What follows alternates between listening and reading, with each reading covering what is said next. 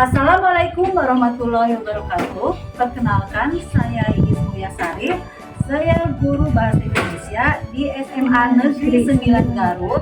Saat ini saya sebagai mahasiswa PPG Daljak di LPTK Institut Pendidikan Indonesia Garut. Saat ini saya akan melaksanakan PPL SIKIN pertama mengenai cerpen dengan menggunakan PBL atau Problem Based Learning. Selamat menyaksikan.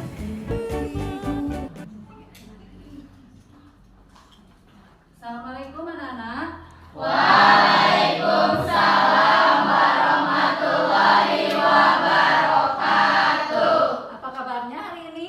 Alhamdulillah, luar biasa. Allahu Akbar. Ya, bagus. Terima kasih ya sudah terlihat semangat. Untuk hari ini sebelum memulai pelajaran, alangkah baiknya kalian memeriksa dulu kerapihan pakaiannya, apa sudah rapi, atau ini lihat kebersihan lingkungan sekitarnya di kelasnya, apa sudah bersih atau belum? Sudah ya. Kalau begitu ya, sebaiknya kita sebelum belajar kita berdoa dulu ya. Silakan untuk KM pimpin dulu doanya. Duduk, siap, gerak. Sebelum kita memulai pembelajaran, alangkah baiknya kita berdoa. Berdoa dalam hati masing-masing. Mulai.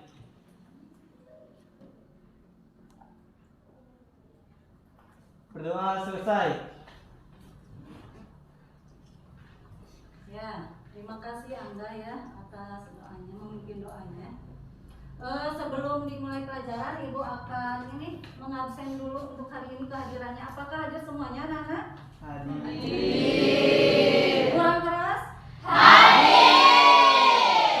Oke, Ibu absen dulu ya.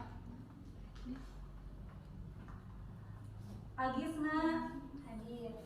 Kemudian Alisa hadir. Amelia hadir. Andan hadir. Andira pelajaran supaya kita lebih semangat. Kita akan menyanyikan lagu Garuda Pancasila bersama-sama. Kalian dimohon berdiri deh semuanya ya. Silakan mengangkat bibir.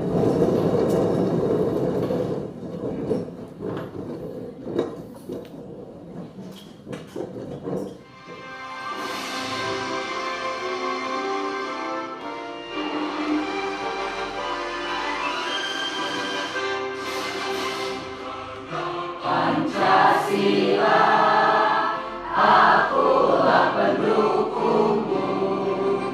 Patriot proklamasi, sedia berkorban untukmu. Pancasila dasarmu, rakyat adil makmur sentosa, pribadi bangsaku. Ayo maju, maju, ayo maju, maju, ayo maju, maju. Ya, tadi kita sudah menyanyikan lagu kebangsaan ya, lagu Garuda Pancasila penuh dengan semangat ya. Terima kasih untuk semangatnya kalian. Nah, untuk menambah semangat lagi ya dalam belajar kali ini, Ibu mau ya kan kita punya jargon ya di SMA 9 Garut ini. Supaya menambah semangat kita gunakan jargon itu ya sama-sama ya. Ya, ya. Coba ya nanti jawab. SMA 9 Garut. Sehat, sehat. SMA 9 Garut. Maju bergerak, maju bergerak. SMA 9 Garut. Berdepan. Oke ya. Sudah mengucapkan jargon dari SMA. Kemudian kita langsung kepada pembelajaran hari ini ya. Untuk kali ini ya, tujuan pembelajarannya itu ya. Sekarang ini kita akan mempelajari materi cerpen. Tujuan pembelajarannya yaitu sekarang ini menguraikan unsur intrinsik teks cerita pendek disertai alasan dan bukti yang benar. Kemudian menguraikan unsur ekstrinsik teks cerita pendek disertai alasan dan bukti yang benar. Ya. Sebelum memulai ke pelajaran intinya itu, untuk hari ini kita akan melakukan atau akan melaksanakan menganalisis cerpen ya untuk materi sekarang. Nah, untuk itu sebelum menginjak ke menganalisis cerpen, Ibu mau ini ke kalian ya. Kan kita minggu kemarin itu mempelajari masih ruang lingkup cerpen ya. Kira-kira coba untuk ini ya mengingat kembali pertemuan yang sudah kemarin itu kira-kira kita itu belajar tentang apa, Cung? Siapa yang tahu? Oh iya, Mbak. Apa? Kita belajar tentang cerpen, yaitu belajar tentang struktur, unsur-unsur dalam cerpen serta kaidah kebahasaannya. Ya, betul. Nah, itu ya betul ya, kemarin kita mempelajari struktur kaidah kebahasaan dalam cerpen. Nah, untuk sekarang kita akan menganalisis cerpen itu sendiri ya. Kemudian selanjutnya ini ya yang akan kita bahas itu masalah unsur intrinsik dan ekstrinsik cerpen ya. Sebelum Ibu menjelaskan mengenai cerpen itu sendiri, coba Ibu ingin tanya kepada kalian apakah sudah tahu mengenai apa itu cerpen, kemudian unsur pembangun cerpen itu sendiri, dan apa bedanya unsur intrinsik dan ekstrinsik cerpen. Coba Cung, siapa yang bisa? Ya, kenapa? Pengertian cerpen itu yaitu adalah salah satu jenis karya sastra yang berbentuk prosa fiksi, biasanya isinya itu tidak bergantung pada kehidupan nyata. Oh iya, bagus. Kenapa? Ini apa yang kedua itu tadi unsur pembangun dari cerpen ya, Erlangga apa? Cerpen dibangun oleh dua unsur pembangun, yaitu unsur intrinsik dan unsur ekstrinsik. Unsur intrinsik terdiri dari tema, alur, latar cerita, tokoh atau penokohan, gaya bahasa, dan amanat. Ya, kalian luar biasa ya semuanya. Ternyata sebelum Ibu menjelaskannya, kalian sudah mendapat gambarannya, sudah mempelajari. Terima kasih ya. Cerpen adalah ya merupakan karangan prosa fiksi, khayalan. Silakan kalau kalian mau menulis silakan ya. Kalau tidak pun tidak apa-apa ya. Cerpen itu sendiri adalah merupakan karangan prosa fiksi atau khayalan ya, yang bersifat naratif, yang bentuknya itu lebih pendek daripada novel. Yang biasanya itu ya, kalau cerpen itu terdiri dari satu tokoh dalam satu situasi ya. Kemudian cerpen itu jumlahnya itu kan tidak banyak seperti novel ya. Kalau cerpen itu kan sedikit ya, berkisar antara 1000 sampai 1500 kata ya.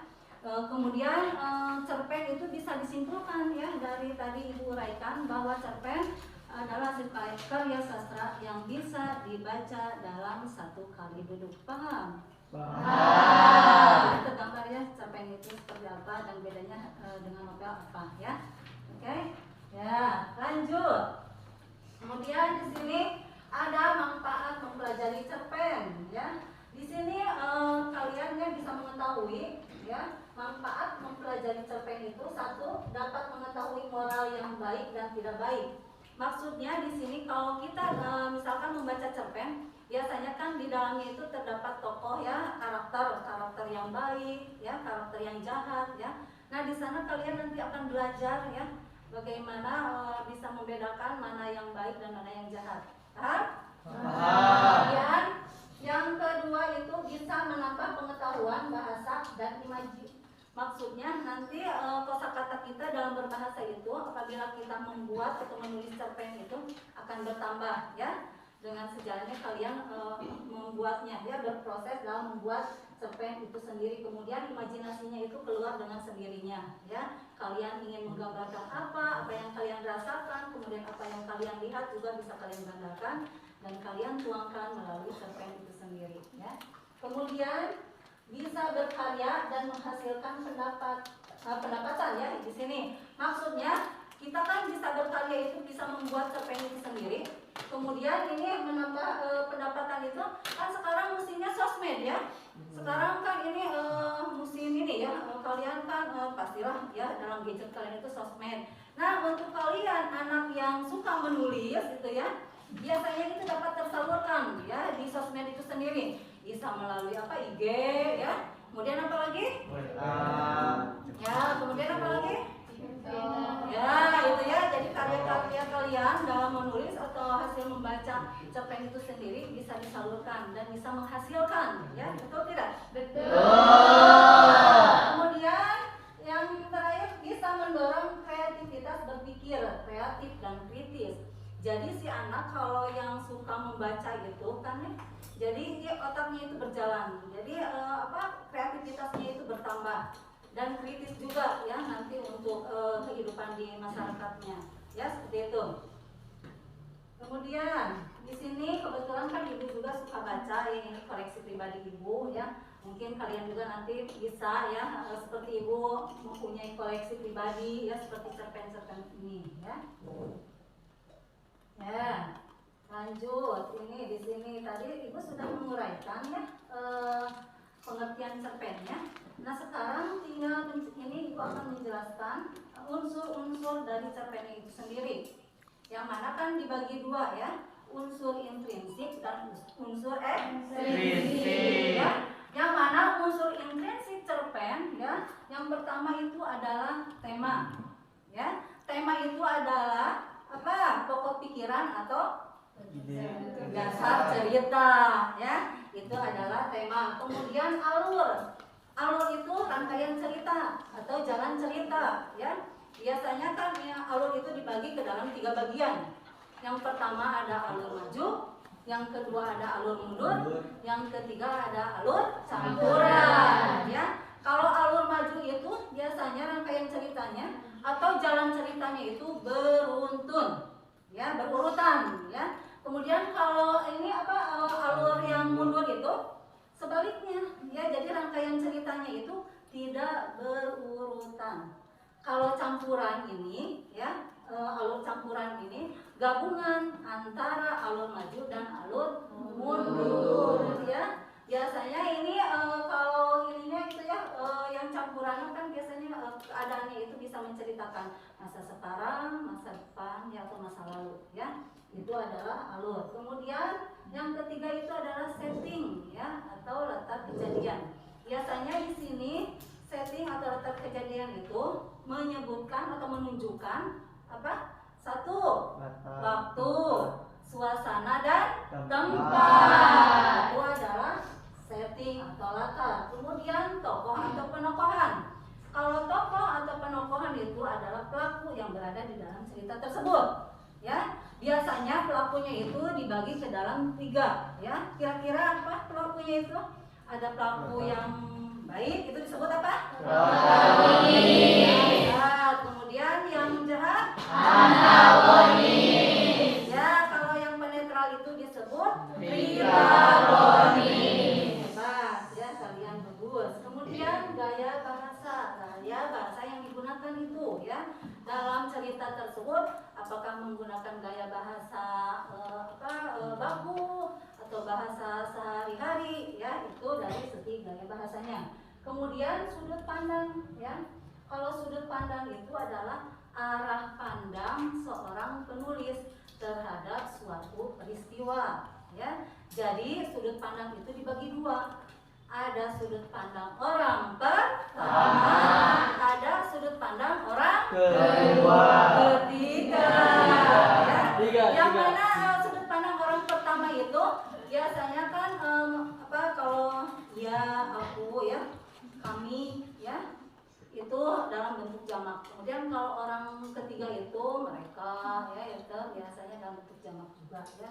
Kemudian ini yang terakhir amanat. Amanat itu adalah pesan moral yang ingin disampaikan penulis kepada pembacanya ya, tentang apa yang dia rasakan atau dia lihat gitu ya. Kemudian amanat di sini dibagi 2.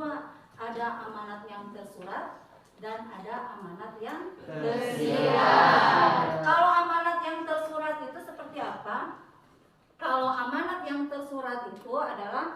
yang jelas ya dalam ceritanya itu menunjukkan karakternya itu seperti apa ya. Seperti misalkan Angga diceritakan di dalam cerita tersebut, Angga adalah pemuda yang baik dan tampan ya, juga pintar. Nah itu ya sudah dijelaskan dengan jelas bahwa karakter Angga seperti itu. Kalau yang tersirat itu adalah ini ya, tersembunyi ya. Jadi kalau kita ingin mengetahui suatu karakter dalam cerita tersebut, kita harus membaca terlebih dahulu alur ceritanya. Paham anak-anak? Paham. Ya, kemudian. Nah, tadi sudah ini unsur intrinsiknya ya. Nah, sekarang ini adalah unsur ekstrinsiknya. Ya, unsur ekstrinsiknya ini adalah adanya latar belakang pengarang. Ya, latar belakang pengarang itu apa sih? Ya, latar belakang ini faktor dari penulis ya, yang dapat mempengaruhi ya dari segi ini. Latar belakang itu bisa saja dari psikologisnya, keilmuannya, ya itu dari latar belakang pengarang. Kalau ini latar belakang masyarakat, biasanya kan dari segi latar belakang masyarakat itu dia asalnya berasal dari mana gitu ya, dari segi pendidikannya atau misalkan dari ilmu sastra yang dianut bisa ya, itu seperti itu. Kemudian nilai-nilai yang terkandung pada cerpen.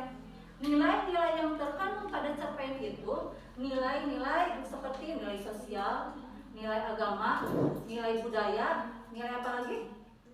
Nilai moral ya dan sebagainya itu ya yang termasuk ke dalam unsur ekstrinsik yang tiga dari latar belakang pengarang, latar belakang masyarakat dan nilai-nilai yang terkandung dalam cerpen itu sendiri ya.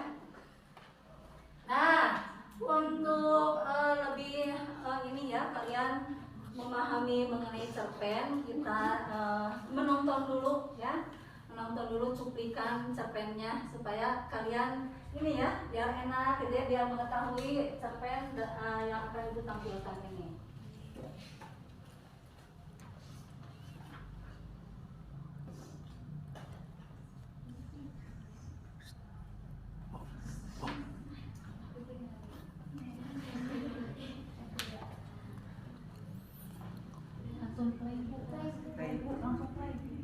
Dan sang gadis dapat membahagiakan kedua orang tuanya.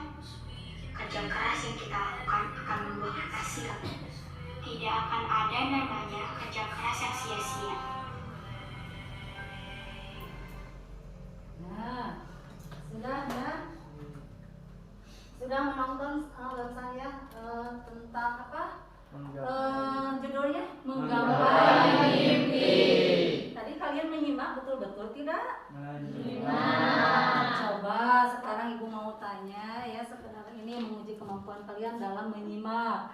Coba kalian bisa simpulkan apa ya yang berisi yang baru saja yang disampaikan oleh cerpen tadi. Kira-kira tentang apa? Coba siapa yang mau disimpulkan? Oh ya, Ulfi. Jadi video tersebut menampilkan bahwa ada seorang gadis yang meskipun dia hidup keluarga petani, dia bisa menggapai mimpinya dengan usaha yang keras dari kecil, seperti dengan pendidikan, sehingga dia meraih beasiswa dan pada akhirnya dia bisa membanggakan orang tua. Hey, good job. Lagi saja ya, ibu ingin mengetahui siapa yang ini daya simaknya itu bagus. Coba siapa lagi? Cung, ada? Oh ya tuh yang lain, ya yang lainnya. Siapa? Mau Angga? Coba Angga, ya silakan Angga. Dari cerpen tersebut menceritakan tentang seorang gadis yang ingin membahagiakan kedua orang tuanya dengan cara menempuh jalan pendidikan dengan belajar dengan giat dan mengisi waktunya dengan belajar terus, sehingga waktu dia lulus SMA dia mendapatkan beasiswa dan dia berhasil membahagiakan orang tuanya. Selain itu, setelah dia lulus dan sudah sukses, dia pun tidak sombong dan selalu bersyukur atas anugerah yang diberikan oleh Tuhan. Ya, kemudian ini satu orang lagi kan tadi kalian kan sudah menyimak ya yang apa yang ibu sampaikan mengenai unsur intrinsik dan ekstrinsiknya. Ya, dikaitkan dari cuplikan barusannya apa yang ini yang kalian ini dari unsur-unsurnya, unsur intrinsiknya, ekstrinsiknya. Coba siapa bisa menjelaskan sedikit saja, boleh silakan, mengenai unsur pembangun dalam cerpen yang barusan kalian saksikan. Coba siapa? Ada yang bisa? Ayo. Ya, mau mencoba siapa? Ya, boleh melakukan. Dari segi alurnya, pada cerita tersebut menggambarkan alur maju. Mungkin dari teman saya ada yang mau menambahkan. Ya, silakan.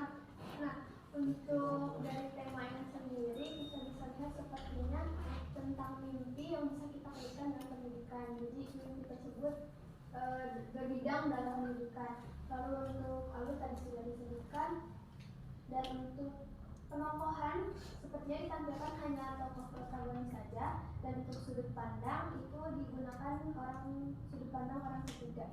Oh ya, good job, Bopi. Ternyata Bopi daya simaknya luar biasa ya, teman-teman. Boleh silakan mencontohnya.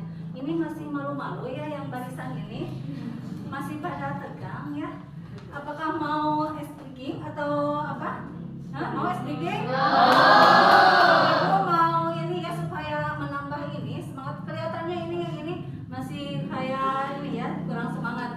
Coba berdiri dulu, kita speaking ya. Nanti kalau misalkan ada yang salah ya, kalian nanti ini apa ke depan jawab pertanyaan yang ada kaitannya dengan pelajaran, Ibu ya, supaya membangkitkan semangat kalian lagi ya. Siap, Ibu akan mencontoh topi saya bundar ya. Nanti Ibu misalkan berapa kali begitu ada yang salah, coba lihat lirik nanti temannya siapa yang salah, itu yang akan ini ke depan ya, di ini menjawab pertanyaan dari Ibu. Paham? Ya, karena untuk selanjutnya ya nanti kita akan berdiskusi ya untuk melakukan analisis cerpennya ya. Sekarang ini supaya relax ya. Coba topi saya bundar, bundar saya topi, topi saya. Oh berarti ini fokusnya ini apa? Semuanya pada fokus ya.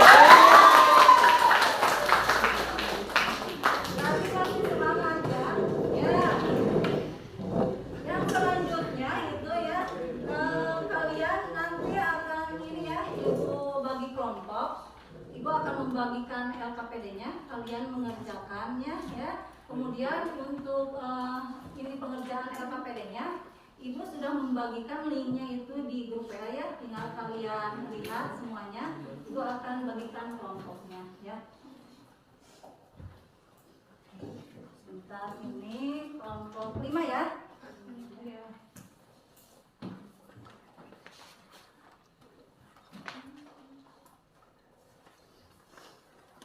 Tapi boleh nanti ya kalian diundi kalau untuk presentasi.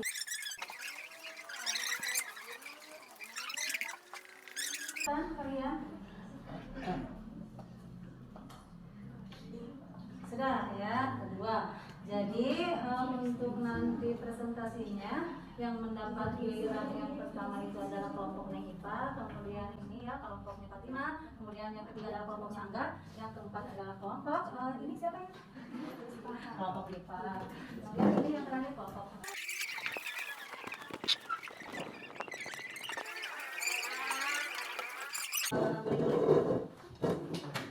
Kelompok yang lainnya untuk ini ya, untuk memperhatikan karena nanti kalian boleh bertanya kepada kelompok yang sedang depan ya. Assalamualaikum warahmatullahi wabarakatuh. Waalaikumsalam warahmatullahi wabarakatuh. Kami dari kelompok 4 sebagai penampilan pertama, sebelum mempresentasikannya, izinkan kami memperkenalkan diri. Nama saya Nedipa Nuralipa. Nama saya Dini Dewi. Nama saya Dini Hadriani. Nama saya Siti Salma. Nama saya Dini Sandra. Nama saya Nadine Nobita Sari. Nama saya Tia Terlestari. Baik, dari hasil analisis kami tentang cerpen yang berjudul Senyum Karyamin, karya Ahmad Tohari, memiliki beberapa unsur intrinsik yang dapat ditemukan dalam cerpen tersebut. Berikut adalah beberapa unsur intrinsik yang dapat diidentifikasi. Yang pertama ada tema. Tema utama dalam cerpen ini adalah tentang kehidupan sehari-hari di desa, kehidupan petani, dan perjuangan untuk bertahan hidup. Cerita ini juga menyoroti tema persahabatan, keberanian, dan pengorbanan. Yang kedua yaitu alur cerita. Alur cerita ini berjalan secara linear dimulai dengan pengenalan tokoh utama yaitu Karyamin dan latar belakang kehidupannya. Kemudian cerita ini berkembang dengan memperkenalkan tokoh-tokoh lainnya dan menggambarkan perjuangan Karyamin dalam menghadapi tantangan hidupnya. Selanjutnya ada tokoh yang akan dibacakan oleh Dim. Tokoh utama dalam cerpen ini adalah Karyamin, seorang petani miskin yang memiliki semangat dan keberanian untuk menghadapi kesulitan hidupnya.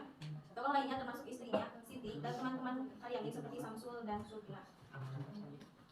Keempat, setting. Cerita ini berlatar belakang di sebuah desa kecil di Indonesia dengan suasana pedesaan yang kental. Penggambaran setting ini memberikan nuansa yang autentik dan memperkuat cerita tentang kehidupan petani. Yang kelima yaitu sudut pandang. Cerpen ini ditulis dalam sudut pandang orang ketiga yang memberikan pandangan objektif terhadap peristiwa dan pikiran tokoh-tokoh dalam cerita. Yang keenam ada gaya bahasa. Ahmad Tohari menggunakan gaya bahasa yang sederhana dan lugas dalam cerpen ini. Gaya bahasanya menggambarkan kehidupan sehari-hari masyarakat pedesaan dengan baik sehingga cerita terasa lebih dekat dan autentik. Yang ketujuh, konflik. Konflik dalam cerpen ini terutama berkaitan dengan perjuangan Karyamin dalam menghadapi kemiskinan dan kesulitan hidupnya. Konflik ini juga melibatkan hubungan antara Karyamin dan istrinya serta persahabatan dengan teman-temannya. Dan yang kedelapan adalah amanat atau pesan moral. Cerpen ini mengandung pesan moral tentang keberanian, ketekunan, dan pengorbanan dalam menghadapi kesulitan hidup. Cerita ini juga mengajarkan tentang pentingnya persahabatan dan hubungan sosial dalam mengatasi tantangan hidup. Nah, itulah beberapa unsur intrinsik yang dapat ditemukan dalam cerpen Senyum Karyamin karya Ahmad Tohari. Cerita ini menggambarkan kehidupan dengan penuh empati dan memberikan pengajaran yang berharga dalam kehidupan dan nilai-nilai kemanusiaan. Selanjutnya ada unsur ekstrinsik dalam cerpen Senyum Karyamin karya Ahmad Tohari, meliputi latar belakang masyarakat, latar belakang pengarang, dan nilai-nilai yang terkandung dalam cerita tersebut. Nah, yang pertama ada latar belakang masyarakat yang akan dibacakan oleh Dim. Cerpen ini menggambarkan kehidupan masyarakat pedesaan di Indonesia, terutama kehidupan petani miskin. Latar belakang ini memberikan konteks sosial dan budaya yang mempengaruhi kehidupan tokoh-tokoh dalam cerita. Cerpen ini menggambarkan kemiskinan, kesulitan hidup, dan keterbatasan yang dihadapi oleh masyarakat pedesaan, serta interaksi sosial dan nilai-nilai yang berkembang dalam komunitas tersebut.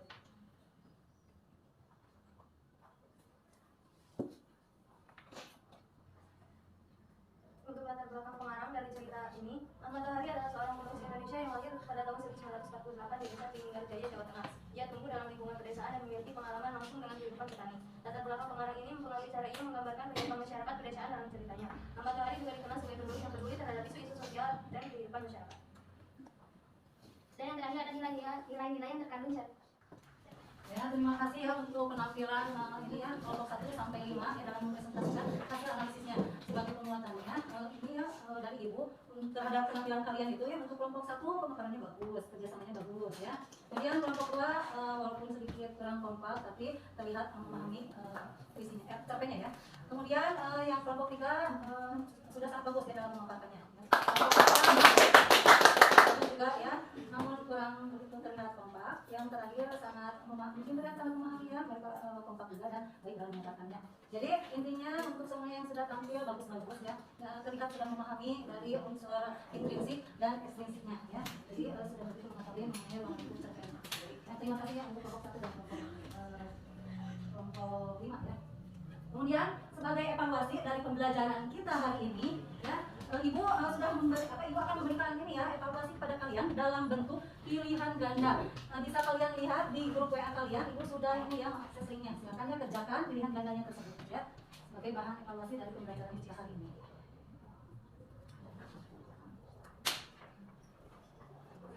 Ya, untuk terakhir kita akan melakukan refleksi setelah ini ya sudah kalian ini bersantai ya, sudah mengikuti pembelajaran dari awal sampai akhir. Ibu akan tanya ini tentang refleksinya bagaimana perasaan kalian setelah mengikuti pelajaran ini. Coba bagaimana perasaannya? Kemudian apa yang dapat kalian pelajari dari pembelajaran hari ini mengenai cerpen? Memahami Kemudian apa yang bisa kalian tinggalkan setelah melakukan pembelajaran ini nanti untuk kedepannya? Membuatnya sendiri. Oh ya, oke, terima kasih ya untuk jawabannya. Nah, demikian untuk pembelajaran kita hari ini. Terima kasih pada kalian ya yang sudah menganalisis cerpennya sama-sama. Sebelum menutup pelajaran ini, mari kita berdoa ya. Kita tutup dengan berdoa bersama-sama. Silakan pimpin Anda. Hidup siap tidak. Setelah kita menyelesaikan pembelajaran, alangkah baiknya kita berdoa. Berdoa dalam hati masing-masing mulai. Berdoa selesai. Ya, terima kasih untuk kita semua ya.